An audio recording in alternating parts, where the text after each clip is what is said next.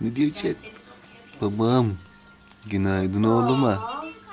Günaydın kuzuma. Alper. Baba.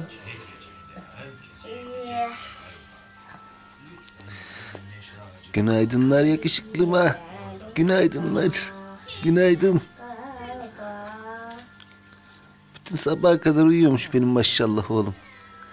Değil mi? Değil mi?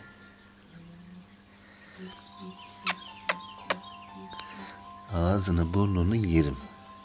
Yerim, yerim, yerim. Sabah sabah yerim.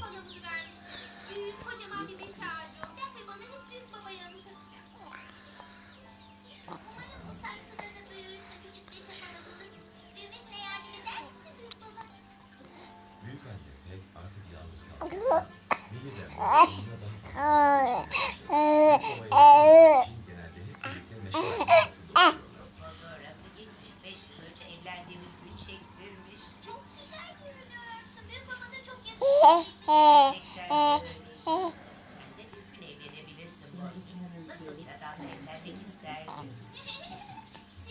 Bir kere bir gecelerden hoşlandım. Sen ne diyorsun benim? Ben ne diyeceğim sanmıyorum. Ben bir sürü macera yaşayacağım ve Güney Kutbu'na yerleşeceğim. Onların ikisini de yapabilirsin sonra. Bu bizim küçük John değil mi? Ben artık şehir planlamacısıyım. Pekala John. Senin için ne yapabiliriz? Bu arazi ve üzerinde bulunan her şeyin yerel yasa 266 yerinde yeni bir yol inşaatı için Eşek. üretime